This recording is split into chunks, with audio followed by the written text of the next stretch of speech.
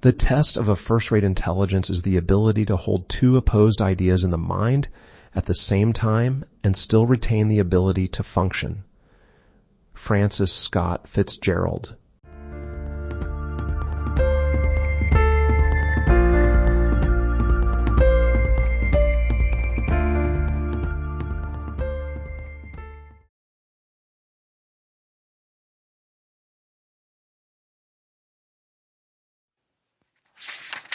Appendix 2, Cosmic Superintelligence.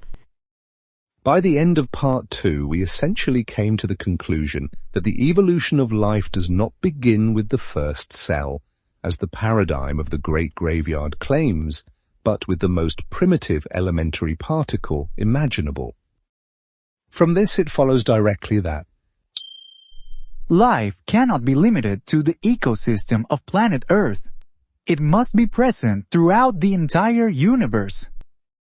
And indeed, the organic life we are used to can appear only on planets, but all planets are merely a side product of the vital activity of stars. So it turns out that life must be initiated not on planets, but somewhere in the stars. In other words, our paradigm of the great life not only allows, but explicitly asserts that planetary life is only a small shoot on a very secondary branch of a vast and blooming tree of universal life. The main trunk of this tree is the kind of stellar life that is unknowable to us. That is where the true passions boil, and where reality is genuinely transformed. What does modern science astrophysics actually know about stars? If we state it very roughly, for science stars appear as some strange formations, of course non-living, that somehow, all by themselves formed out of nothing, automatically ignited a thermonuclear reaction inside themselves, and then calmly burn away for billions of years in a row until they either go out or explode.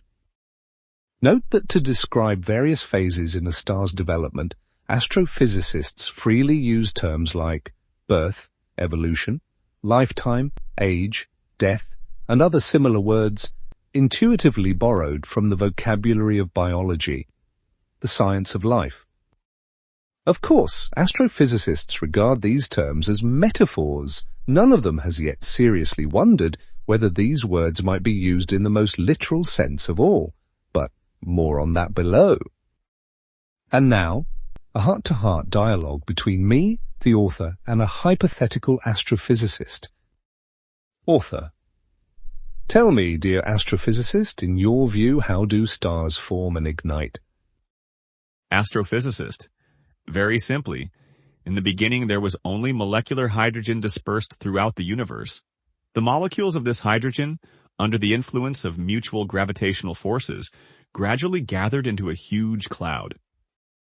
Then, thanks to the shockwave from some supernova that exploded nearby, this cloud compressed. Its molecules clumped into a single compact lump. Over time, this lump heated up because its mass kept increasing due to more and more dispersed hydrogen molecules sticking to it. As a result of this process, the clump gradually turned into a core, whose mass eventually grew to such values that a thermonuclear reaction of helium synthesis ignited between its molecules. Around this stellar core, a very complex magnetic field formed spontaneously. For example, in the case of our Sun, this field cyclically, approximately every 22 years, changes its configuration, and as a result, the working medium of the core sort of gets stirred. The magnetic field is layered. It wraps the stellar core like bandages wrapped around a wound, keeping the stellar matter from flying apart in all directions, and thereby stabilizing its thermonuclear reaction. Well, is that clear? Author: no, nothing is clear at all. In practically every single sentence of your story there's room for doubt, but I won't spell out my specific doubts here. They would rely on fairly specialized knowledge that we cannot demand from the readers. I'll just say one thing. According to your account, stars form as the result of a very long chain of random low-probability events that make up a random process. Your science of physics, dear astrophysicist, in the person of the aforementioned Rudolf Clausius, with his second law of thermodynamics, claims that there is only one single natural scenario for the development of random processes, and that is destruction, breakdown, decay, and all sorts of further degradation.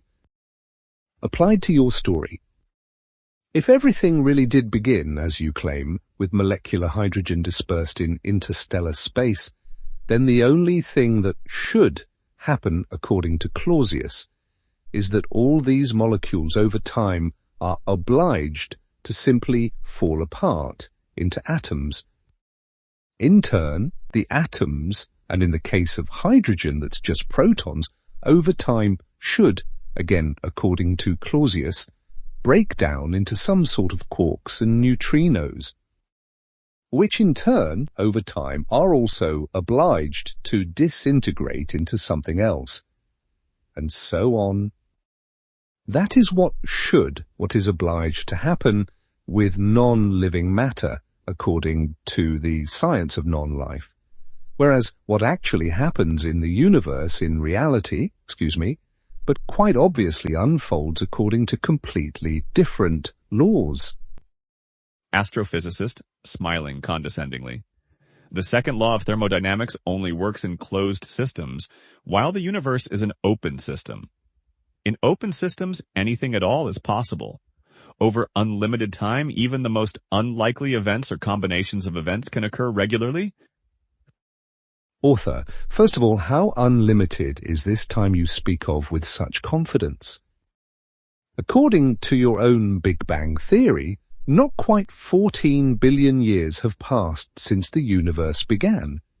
It is exactly within this completely finite interval of time that between 10 sextillion and 1 septillion of the stars we now observe had to randomly emerge.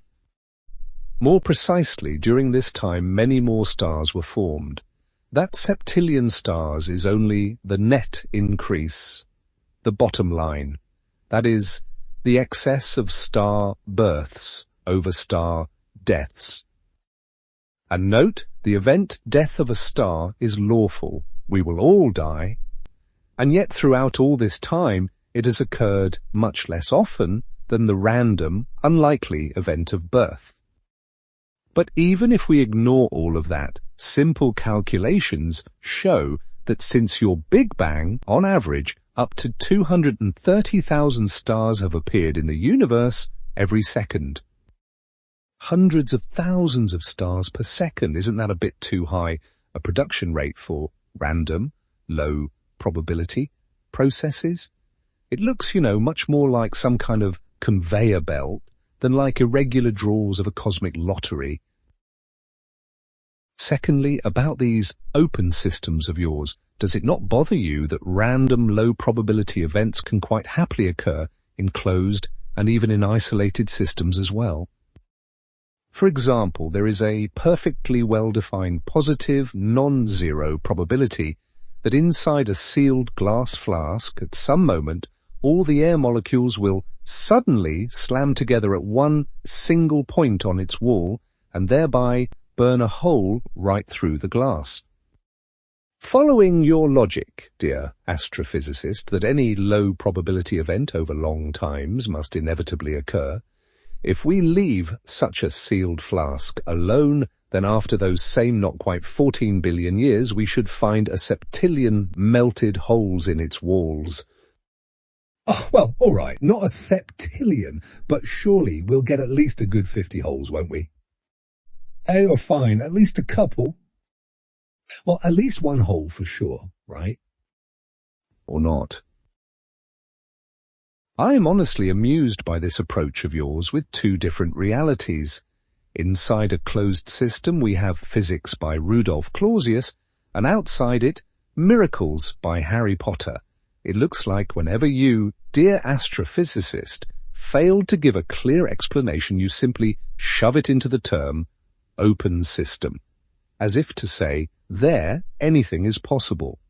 This, forgive me, reminds me of that amoeba whose model of the universe only works within the limits of its own pond, Only unlike you, the amoeba never thought to call an open system that part of the world where its model of the universe is inadequate. And what essentially is the difference between your closed and open systems anyway? Let me remind you that the classical definitions sound like this. A closed system can exchange energy with its environment, but cannot exchange matter with it, while an open system can exchange both energy and matter. Well then, does it not seem to you, dear astrophysicist, that after Albert Einstein wrote down his famous equation E=mc², this difference, in the grand scheme of things, should not exist at all? After all, matter, m, is essentially just energy, E divided by a special constant, c². It follows that an open system exchanges with the environment exactly the same energy as a closed system does, doesn't it? The arguments presented above will of course offend our respected astrophysicist, and quite possibly some of the readers as well, and so the author sincerely apologizes for this mocking tone.